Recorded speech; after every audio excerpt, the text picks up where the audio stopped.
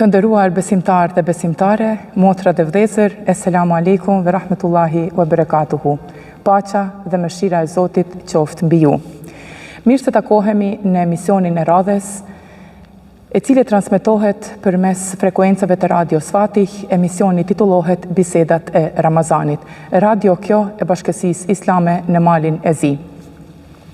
Duke pasur parasysh se gjendemi në muajin e Ramazanin, në muajin e mëshirës, paqes, rahmetit, zakonisht ne temet i dedikojmë këtij muaji të bekuar, këtij muaji të përzgjedhur. Tema e emisionit të sotëm është një buqet me aromë Ramazani, që do të na elaboroj teologja e nderuar Jetmira Plaku, ku njëherit i dëshirojmë edhe një mirëseardhje të ngrohtë në emisionin tonë Bisedat e Ramazanit. Mirë se erdhe Jetmira. Mirë si u gjeta, zonja sahibe, Allahu Gjeleshanu ju nderoft për punën dhe mundin tuaj ndër vite dhe radios tuaj Fatih të Bashkisë Islame të Malit të Zi i uroj suksese. Dhe të njëjtën kohë përshëndes të gjithë vëllezërit dhe motrat tona në Tuzë dhe Podgoriz dhe jo vetëm, duke ju uruar muajin e Ramazanit agjërim dhe adhurime të pranuara. Ju falemnderit. Me që gjendemi në muajin e bekuar të Ramazanit, cilat janë 5 gjërat që janë dhuruar ummetit musliman në muajin e bekuar të Ramazanit?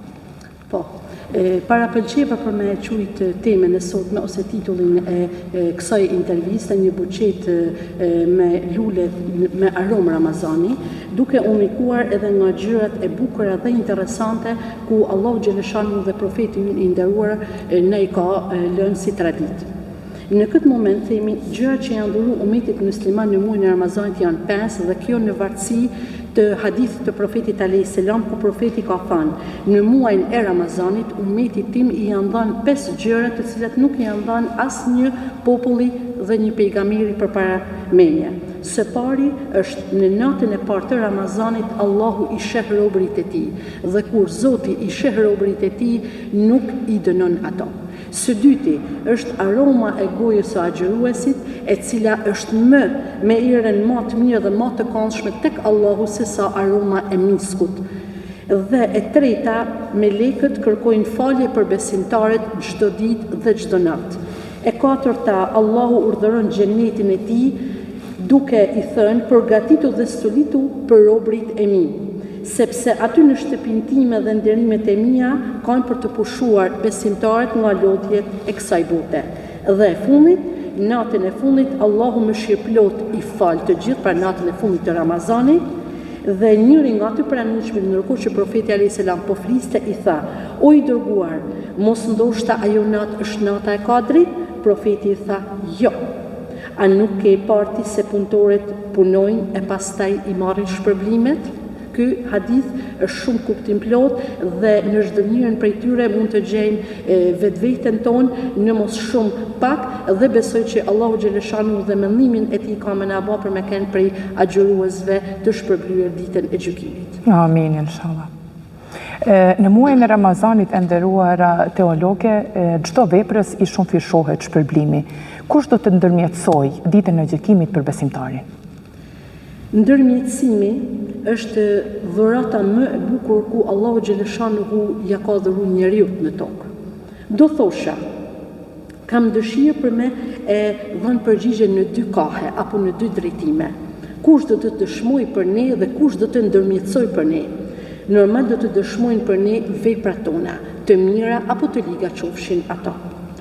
Do të dëshmoj trupi ynë, i gjithë trupi, me gojë, me vesh, me këmbë, me duar, në kena vepru sipas urdhëresave islame apo në të kundërtën e saj.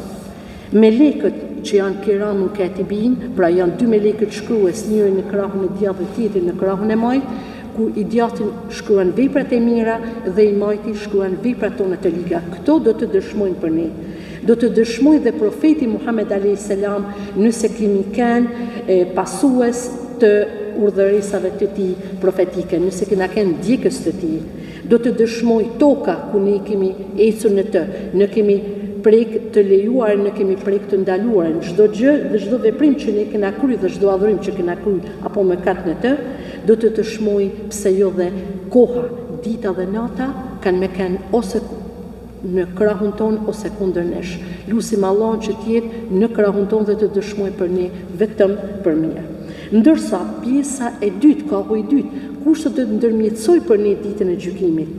Normal që në ditën e gjykimit ndërmjetësimi i takon profetit a.s. ose ajo që njët nënshe në termat islam, shefaati i profetit a.s. Dhe profeti në këtë du me përmend një hadith të tij, është shumë domethënës i transmetuar nga Imam Buhariu dhe Muslimi, ku profeti thot: çdo pejgamber ka pasur një lutje të pranuar nga Allahu, dhe secili prej tyre e ka bërë atë lutje në këtë botë. E ndërsa unë e kam luajtur atë për ditën e gjykimit, që do të ndërmjetësoj për ummetin tim. Dhe ajo do t'u jepet çdo antari të ummetit tim që ka vdekur pa i shoqëruar dhe pa i bërë shok Allahut xheleshanuhu. Gjithashtu pejgamberët do të ndërmjetësojnë tek popujt e tyre, do të kenë pra një shans ndërmjetësimi. Gjithashtu melekët kanë me ndërmjetësu për të gjithë besimtarët e sinqert dhe të devotshëm që me zemër të flak dhe me zemër të pastër nuk e kanë lëshu asnjëherë rrugën e Allahu xheleshanu dhe zbatimin e urdhëresave të tij, pavarësisht sfidave apo sprovave që mund të kenë kalu në dynja. Një kategori tjetër janë dietarët, njerëzit e devotshëm dhe dëshmorët. Këta kanë me ndërmjetësu për të afërmit e tyne tek Allahu xheleshanuhu. Dhe një kategori që më pëlqen shumë janë fëmijët që kanë me ndërmjetësu për prindërit e tyre. Sa herë që e lexoj këtë fragment më kujtohet një copës nga Mevludi, Sherif, pra kemi në Shkodër dhe gjithandaj kënojmë në muajin e Mevludit, ku një prej vargjeve thot: dhe fëmijët e muslimanëve kërkojnë nanë e babë, ku Allahu i urdhëron për me hyrë në xhenet, por ato nuk pranojnë pa marrë dhe pa pas afër dy prindë të tyre. Dhe janë të gjithë ato fëmijë që kanë mërru jetë para moshës së pubertetit, pra para se me obligu me urdhëresat fetare. Dhe Allahu për hatër të lutjeve të këtyre fëmijëve do të ndërmjetësoj dhe prindërit e tyre kanë mi pasu për në xhenet me ndihmën e Allahut xheleshanuhu. Dhe normal, aja që është më e bukur që edhe ndoshta më e praktikueshme dhe për të cilën neve edhe insistojmë shumë, do të ndërmjetësojnë edhe veprat tona. Dy prej veprave tona që du me i përmend është agjërimi dhe Kur'ani, ku profeti a.s. thot: agjërimi dhe Kur'ani do të ndërmjetësojnë për robin ditën e gjykimit. Ku agjërimi thot: o Zot, unë e ndalova robin tem nga ushqimi, unë e ndalova robin tam nga ushqimi dhe dëshia gjatë ditës, prandaj më lejo që të ndërmjetësoj për të. E ndërsa Kur'ani famlart thot: o Allah, unë ndalova atë nga gjumi gjatë natës, ndërkohë që po më lexon. Prandaj më lejo të ndërmjetësoj për të. Dhe kështu që të dyja ndërmjetësimet do të pranohen tek Allahu.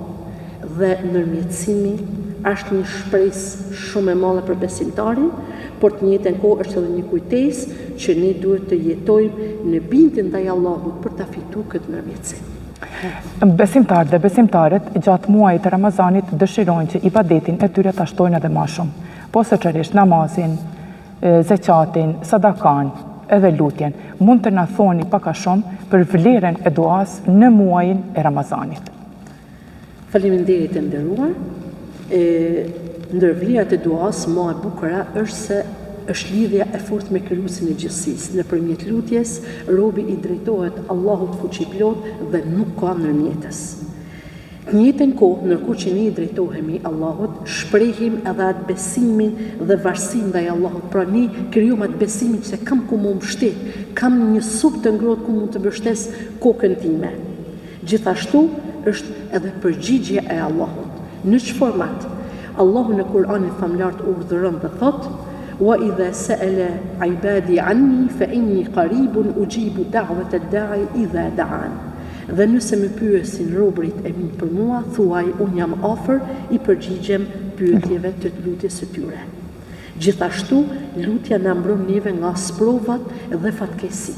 Është shumë interesante zoja sahibe, ku duaja mund të ndryshoj edhe caktimin, pra edhe kaderin, ku Allahu e ka shënuar në Lauhil Mahfudh, pra në tabelën e ruajtur mirë në amshim, por profeti a.s. në ka përmend një thënie të tij shumë domethënëse, asgjë nuk e ndryshon kaderin përveç duas. Prandaj sa më shumë dua, sa më shumë lutje të mira për një tjetrin, për familjen, për shoqërinë, për kombin, për mërvajtjen, sa më shumë drejt paqes sjell kjo punë, drejt një qetësie shpirtërore. Kena me evori që mund t'jena të plagështuar, mund t'jena të smur, mund t'jena në një hall, në një vështirësi ekonomike, mund të kena një humbje të një personi. Në moment që ne lutemi, e vejmëri që Allahu çon një qetësi shpirtërore dhe një paqe që nuk mundesh me gjetë kund tjetër. Gjithashtu, pse jo, duaja është edhe një adhurim me vete, siç ka përmend profeti a.s. E ndërsa, disa prej duave që mund t'i përdorim dhe t'i themi pra, e thënë nëmshe, gjatë këtij muaji të begat, është duaja kur ne shohim, pra është në ditën e parë të Ramazanit. Ne sot jena në ditën e 10, në marimin e ditës së 10 të Ramazanit. Dhe në hanin e parë, profeti a.s. në ka mësuar për me thënë: o Allah, bëje këtë hënë të re në këtë muaj të begat me siguri dhe islam, dhe besim me besim dhe udhëzim. Zoti im dhe Zoti yt është Allahu.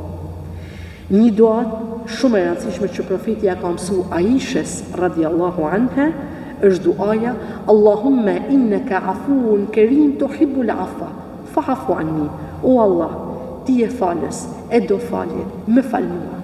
Këtë ta shpeshtojmë shumë në 10 ditëshin e fundit të Ramazanit, sepse siç e dini 10 ditëshi i parë awwaluhu rahme është mëshirë, 10 ditëshi i dytë është falje, ndërsa 10 ditëshi i tretë është shpëtim nga zjarri i xhenemit. Edhe së fundmi është duaja që ne i bëjmë, një prej modeleve të duave që mund të bëjmë në iftar, është sipas profetit a.s. ku thotë: u shua etja, u lagën venat dhe u vendos shpërblimi, inshallah, në dasht Allahu. Nderuar, ju falenderojmë për këto mesazhe kaq të bukura. Cila do të ishte porosia, mesazhi për të gjithë besimtarët e besimtaret brenda muajit të Ramazanit, pra për të gjithë agjëruesit anë mbar botës kudo që gjenden? Mesazhi mund të ishte, po më pëlqen për me përmend një fakt i tu që unë e pas kam të ruajtun, kujt nuk i refuzohet duaja. Mos ndoshta në një prej këtyre kategorive e gjen vetveten tonë. Lutja e prinit për fëmijën e vet asnjëherë nuk refuzohet. Prandaj ju nana, ju baballar, ju gjyshe dhe gjyshe, lutuni për fëmijët tuaj, për mbesat dhe niprit tuaj. Lutja e agjëruesit, të mos kërkojmë kohë dhe vend, aty ku jena të ulur, ta kujtojmë Allahun dhe t'i lutemi atij për mbarsi, për bereqet në kohë, për shpëtim nga zjarri i xhenemit, për udhëzim të fëmijëve tanë dhe shpëtimin e rinisë nga vorbulla dhe nga këto trazirat e kohës. O Allah, shpëtoj dhe ruaj ato dhe ban që jeta aty të jetë e mbushur plot me islam dhe zemra aty në plot me iman. Lutja e udhëtarit asnjëherë nuk refuzohet. Kush udhton, le të lutet sepse është dyfish me sevape.